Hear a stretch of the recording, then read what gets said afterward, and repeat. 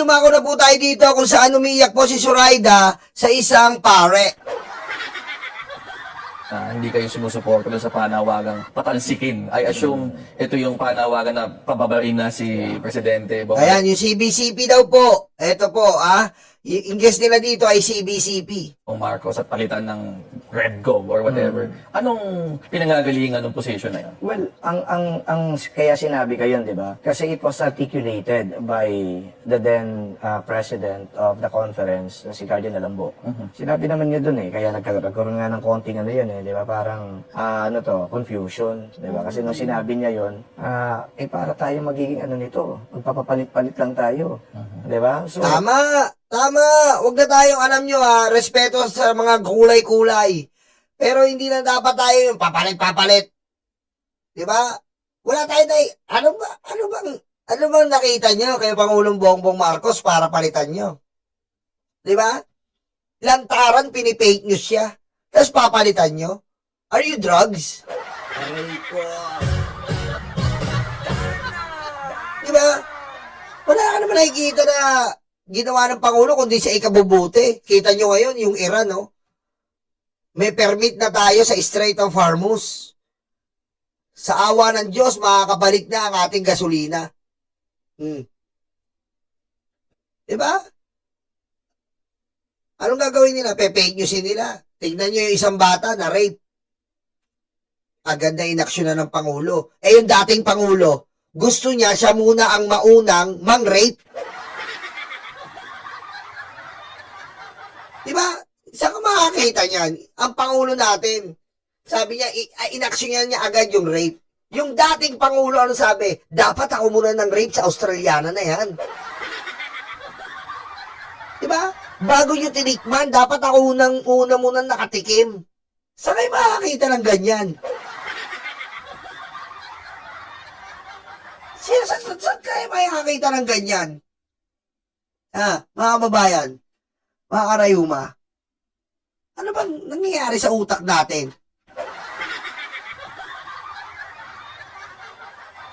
Diba? Nagsisimba pag linggo, tapos samba, digong? Ganun ba dapat? Simba sa linggo, tapos samba, digong?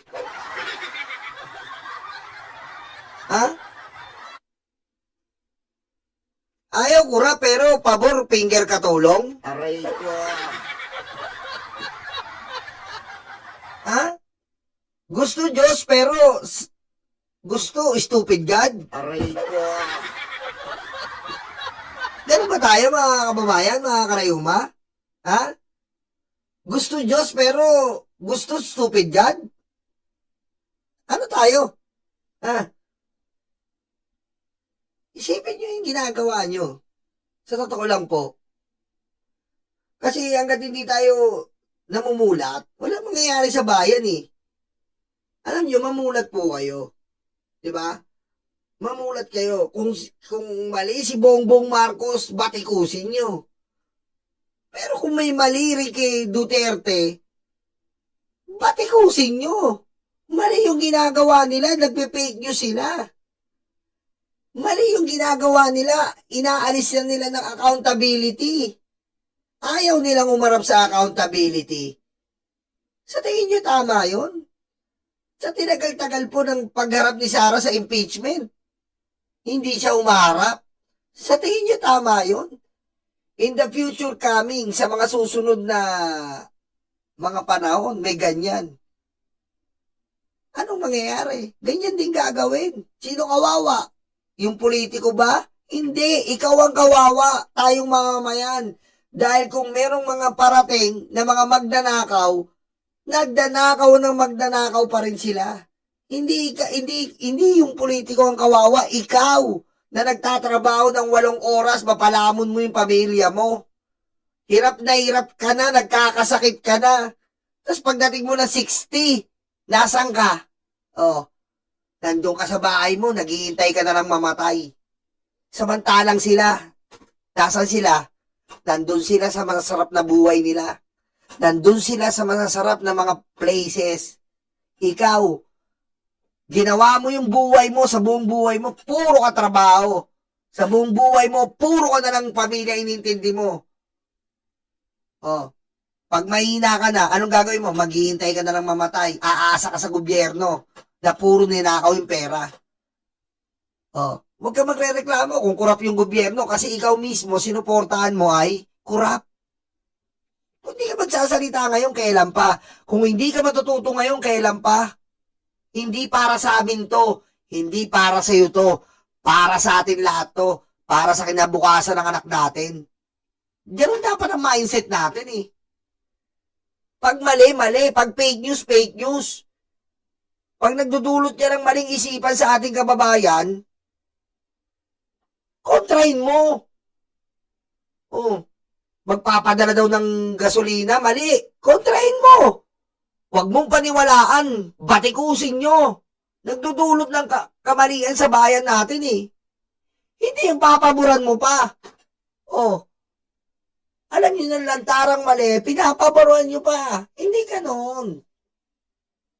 Ano mang kulay mo, pag may mali, mali. Di ba? Hindi mga kababayan natin, grabe. Alam na nilang mali, magpipikit bulag sila. Kakalimutan nila na parang hindi nila nakita yon. Hindi, panagutin natin mali. Ganun ginagawa natin dito eh.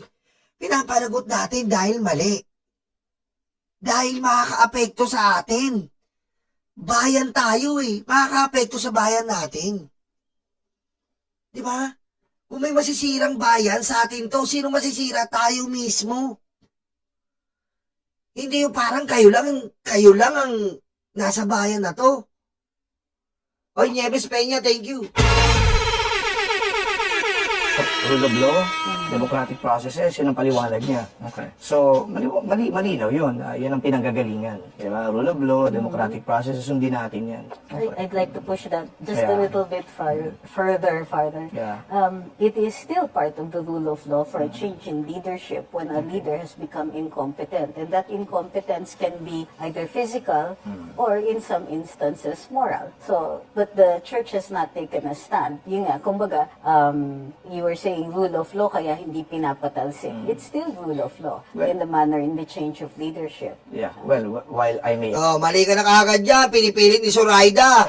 Para daw yung moral. Kayo ang walang moral, Zoraida. Itsura mo pa lang. Ha? Undeveloped titan ka. Aray ko.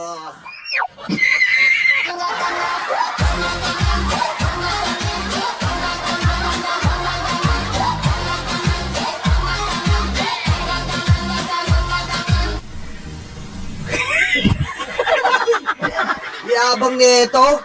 Porkit undeveloped titan, ang yabang neto. Porkit yung isang saing sa rice cooker, isang kagat lang, ubos lahat. Huwag kang ganon. Ha? Nagiging habi mo na yan. Ha? Pinagyayabang mo isang kagat lang, isang rice cooker na sinaing. Eh, ikaw na. Aray ko. Oh, di ba? Oy, ano sabi ni, ano mo, Bobby Gascon, maganda yan, Bobby Gascon. Iba yung panatiko sa makabayan. Ang panatiko po, isa lang yan. Iniintindi ang politiko. Yan po ang panatiko. Pero ang makabayan, iniintindi kapakanan ng bayan. Yan yun eh. Oh. I agree. Doon sa sinasabi mo na pagpapatalsik, bahagi ng rule of law yan. Oh, yan ha, sabi ni CBCP. Agree. Bahagi ng rule of law yung pagpapatalsik. Oh, ba't si Sarah? Ba't si Sarah? Oh, ba't hindi mo binabanggit, Zoraida? Oh, teka, hindi porkit steel brush ang ginagamit mo at sa amin toothbrush, mayabang ka na! Aray ko. Diba? Oh. Pero malinaw naman kasi yung panawagan namin dito na hindi kinakailangan kasi nabanggit nila na kailangan ba talagang palitan yan? Di ba? Parang sinasabi mo kanina na inept o di ka inefficient. Oo. Yung ganung judgment, siguro hindi namin makita eh. Oh, patay, barado, hindi namin makita eh. Kasi kayo puro kayo pagpapatalsik eh. Oh, barado ka, no? Diba, hindi porket nagngingit-ngit kasi nagngingit-ngit yung ngipin mo. Aray ko. Diba? Ito po, ito po yung sinasabi ko sa inyo. Pinasok na ang akala ko ba ayaw ng mga DDS ang mainstream media? ko ba? Ang mainstream media ay bulaan. Bakit nasa mainstream media kayo ngayon? Aray ko. Ah, akala ko ba ang mainstream media ay bulaan? Bakit nasa mainstream media kayo? Aray ko. Hmm. Hindi ko makita. Di ba? Judgment na yun eh. You are not trying to describe the quality of a leader. Oh, patapos sa pool. Judgment mo na yun eh. Sa pool, no? Di ba ka pa nagsisuraida rito eh. Nagingit-ngit sa galit eh. Gusto niya nang kagatin si Father. Di ba? Gusto niya nang gano'n si Father, isubo. Gusto niya nang isubo si Father na gano'n. No? Tapos si gano'n, no? Titan. Yabang ni undeveloped Titan kung magsalita, eh, no? Sa pool naman kay Yusik, clear takot. Kaya takot pa ako yan, eh. Kaya takot pa ako yan. I told you na. Oh, tinatakot ako. Kaya takot ako dun, eh. Takot, oh. You're been warned. Binalaan niyo na daw ako. Sinabi ko nga kay Yusek, asarin mo pa! You've been warned. Oh. Yari ka kay Yusek. Aray ko. Pare Eduardo, thank you. Labanan natin yan, pare. Sumbong natin kay Kong Shell Joke, no? Kaya nga, eh. Buti si Kong Shell Joke.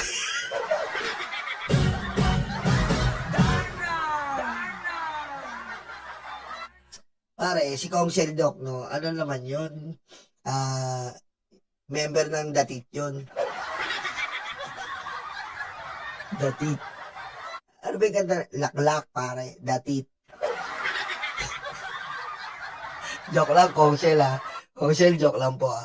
Ito kasi, pare, pag ano ka, masyado nang malaki yung tit mo, Titan na yun, pare. Di ba? Ano, para Jason Reyes, ang hustisya dapat ipin sa ipin! Aray ko.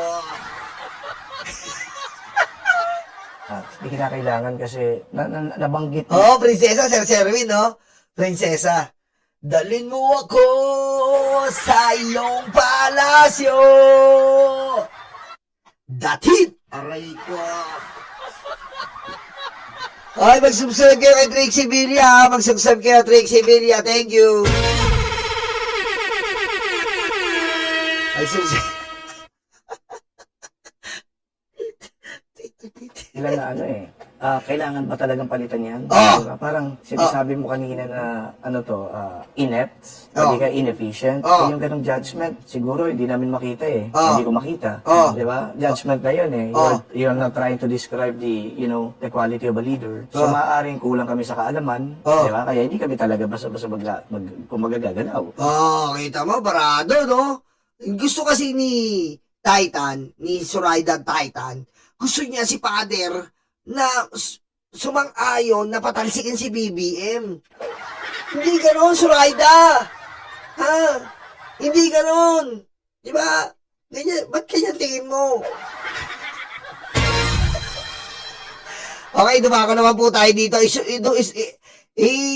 Isama na po natin ito na, ito pong isama na po natin ito, mga DDS na nasa mainstream media, na nagdudulot po ng nagdudulot po sila ng kabobohan. Ito na po si Buangzon. Ang Pangulo na ang due process requirement, ang kailangan, bawat ground ay sinusuri. Kunyari, may ground sila ng bribery. Oh. Susuriin ng committee. O sa ground ng bribery, meron bang sufficiency in substance? Ganun nga yung ginawa eh. Ang mahirap sa'yo, nagpapakabuhan ka eh. Ganun yung ginawa. Ganon yung ginawa. Bawat sinabihan. Kung may substance. Karibasa kasi, puro kabuangan na tupag neto eh. Sa ground ng graft and corruption, meron bang sabi? Hindi eh. Dahil ang ginawa lang nila, binasa lang nila lahat yun. At sinabi nila, sufficient ito. Kita mo, ang lakas mga fake news si Buangzon. Ang lakas mo mga fake news, no? Hindi daw ganun ginawa. Kita-kita natin, hindi mahihimay nga nila Luistro. Kita mo? Ang lakas mga fake news na ito eh, no?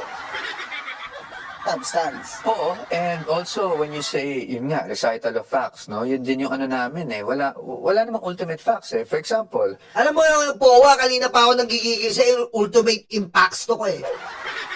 Ha? Walang ultimate packs? Ano mo ba yung ultimate packs? Aray ko.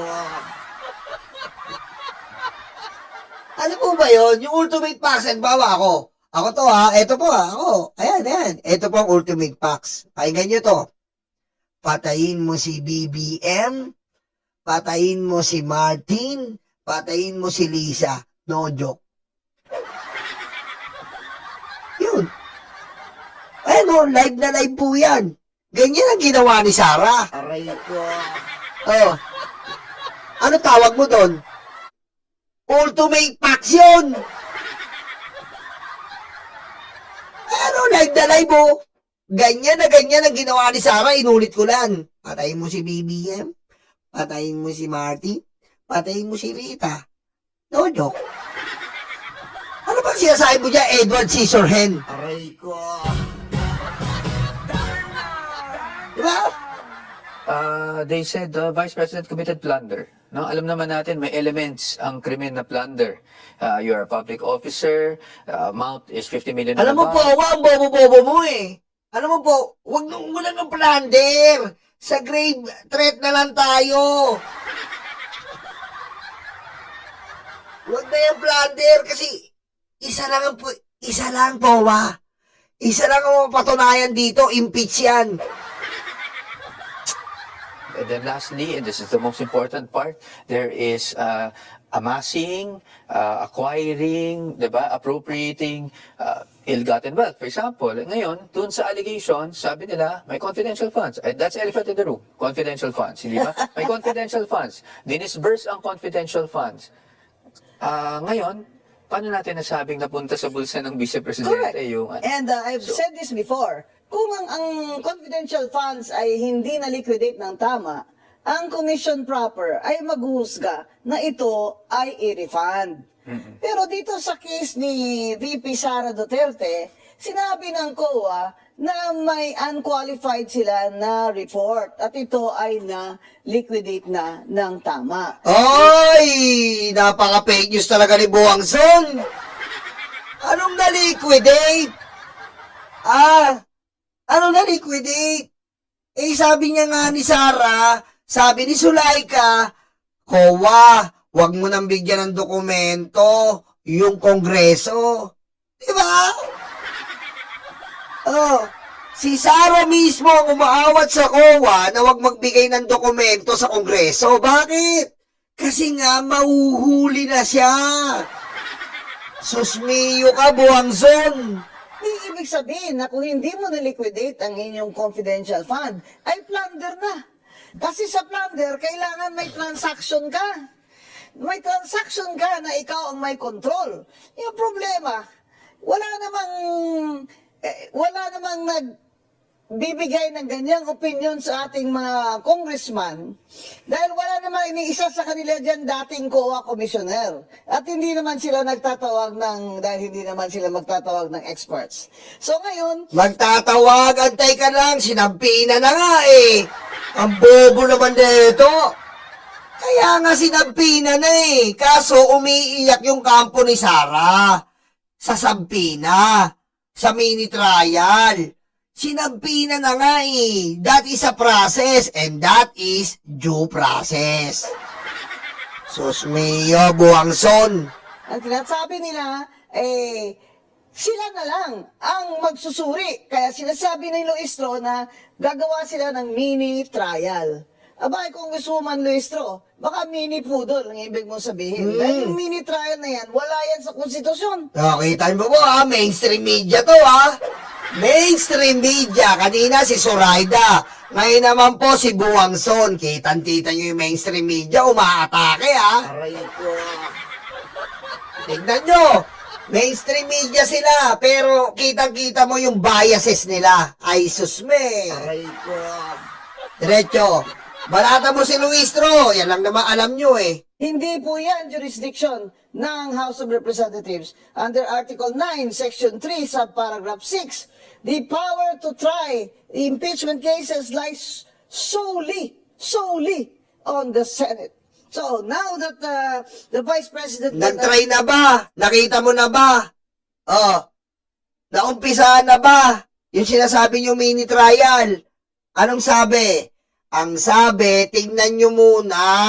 Huwag nyo munang husgahan. Tignan nyo muna yung proseso kung ginawa ba yung katulad sa Senado. Hindi yung puro daldal. Diba? Eh si Sara nga eh, ang importante rito, pumunta ba? Balik natin yung tanong. Balikdan natin yung tanong. Sinasabi mo, solely.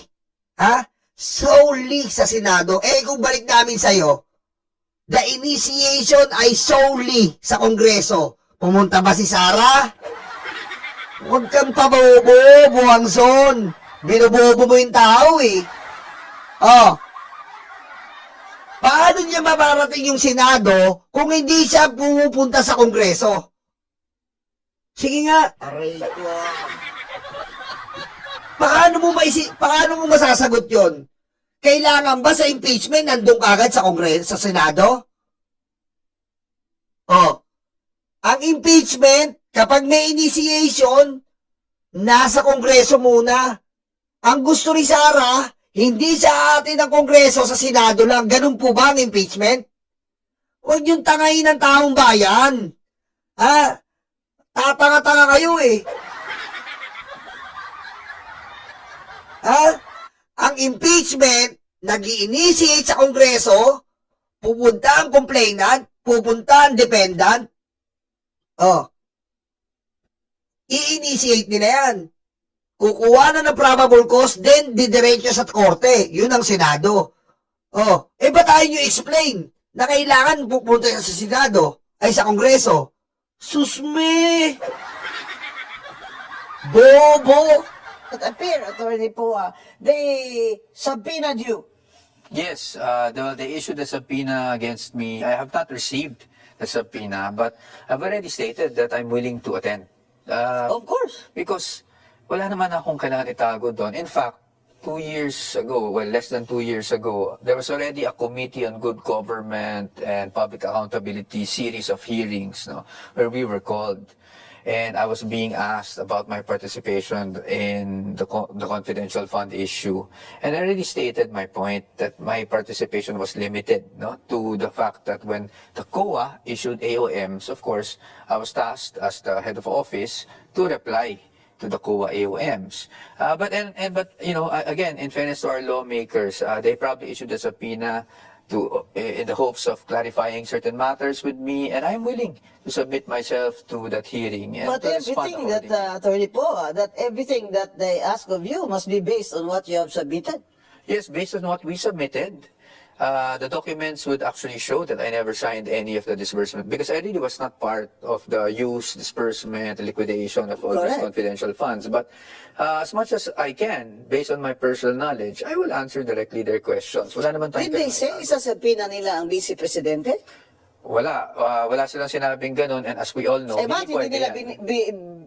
pinagsapina ang aking pinakapaboritong presidente? Ayun po, sip-sip na sip-sip sa betlog. Ay, sa betlog. Sip... Dila na dila si Buwangson sa kuyukot ni Sara. Aray ko. Buwangson, huwag kang tanga. Ha? Huwag kang tanga. Hindi siya pumunta. Anong sampina sinasabi mo? Ha? Sino ba kino-complain? Siya. Dapat siya pumunta. Ba't kailangan pa sampina? Tanga. May invitation nga eh. Binigyan siya ng invitation. Oh, pinuntahan niya, hindi. Hindi. Ano sampina sinasabi mo? Wala kaming pakialam kung presidente mo yan, leche ka. Aray ko. Diba? Bobo. Oh. Talaga ako, sisigaw ako dun sa, sa flagpole ng House of Representatives. Eh, bakit yung presidente ko na paborito hindi nyo sinasabpina? Ang bobo nito.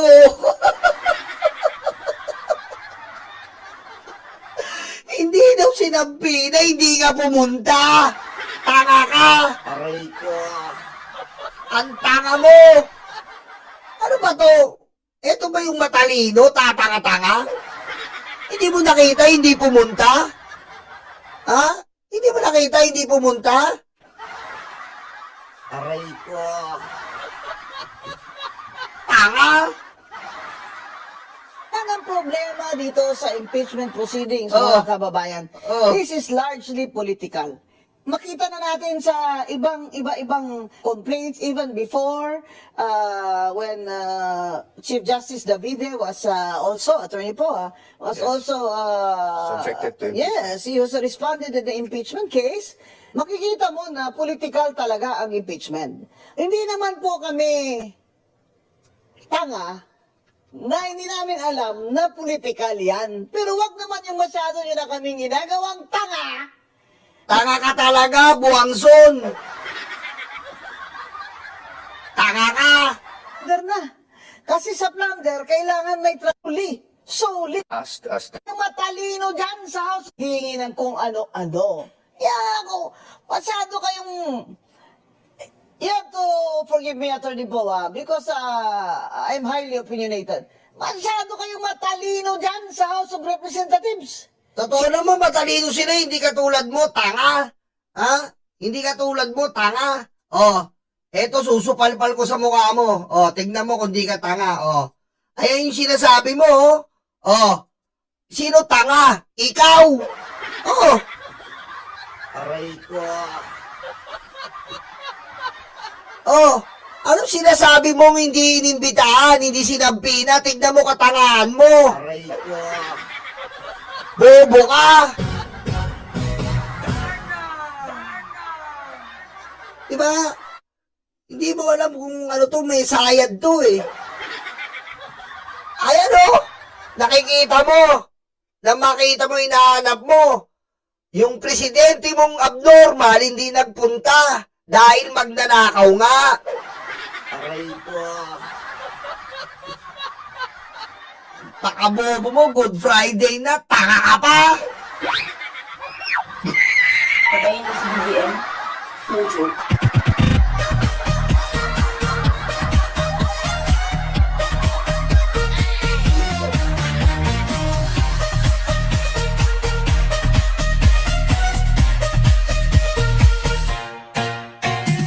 Walang very very good sa Friday. Ito yung itsura mo, mukha kang inutil. Aray ko.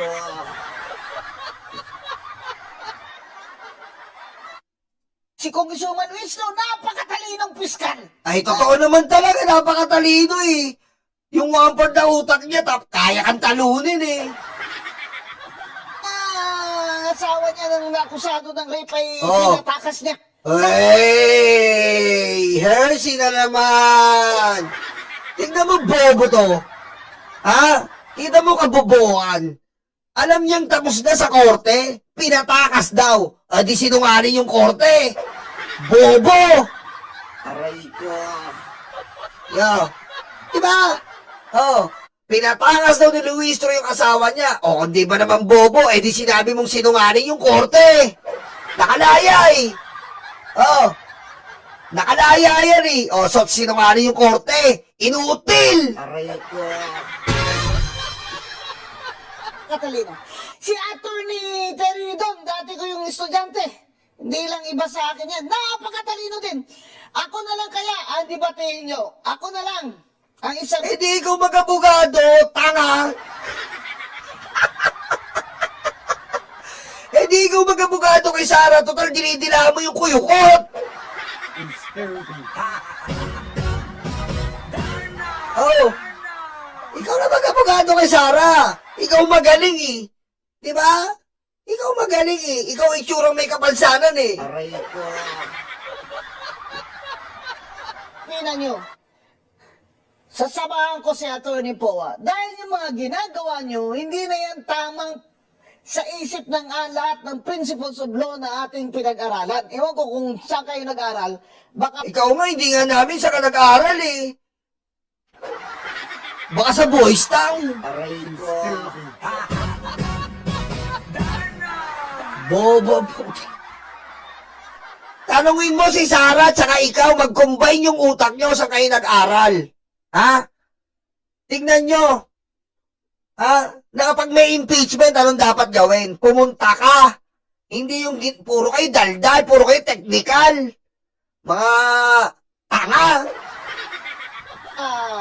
Magkaiba lang tayo ng binasa. Ngayon, the Supreme Court already said Oh, that due process must be respected every step of the way. ang bobo mo, Buwangson. Hindi nga nagpunta si Sarah. Ang bobo-bobo mo. Hanggang kailan ka ba magiging bobo? Ha? Ayan o, paulitin ko. Due process, ayan o. Bobo ka.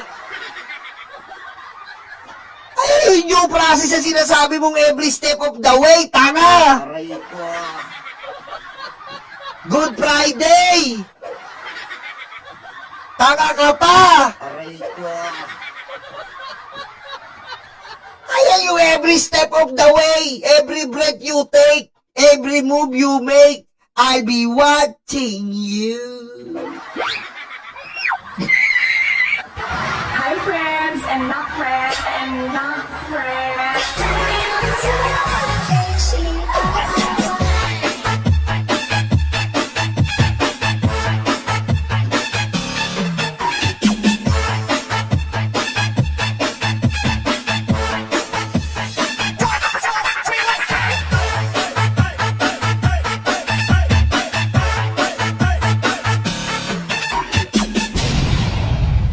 Alam mo, Buwangson, huwag mo kaming tinatanga dahil mas tanga ka. Every process, due process, every process, may ganun-ganun ka pa. Ayan na nga eh. Anong sinagot nila? Ad cotelem. Oh, ilang due process ang binigay sa presidente mong bobo? Hindi pumupunta. Ayan yung due process na sinasabi mo. Ano? Kita mo yung due process? Hindi niya pinuntahan ang due process. Aray ko. And yet, Luistro, who seems to be the brightest in that committee, insists on making her own rules. For example, wala namang mini trial dyan. Nakita nyo na ba yan sa Francisco case against... Wala na parang ano nga lang, sinabi ko na nga, di ba? Yung anak ko, kamukha ko, ang tawag doon, mini nyolo. Si nyolo ba siya? Hindi. Dahil may sarili siyang katauhan, pero kamukha lang, mini nyolo. Aray ko. Oh, kayo, tineknikal nyo na naman. Pinalaki nyo yung issue ng mini trial kasi wala na kayong mabutas. Pero yung hindi pagpunta ni Sarah, hindi nyo nakikita. Mga tanga. Aray ko.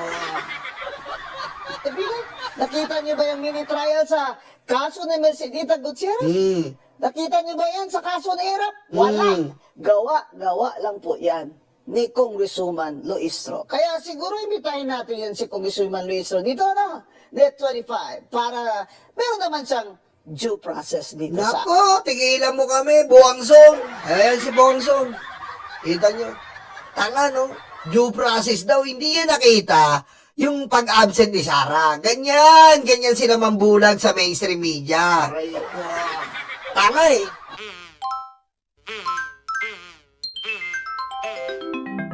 Kakulango.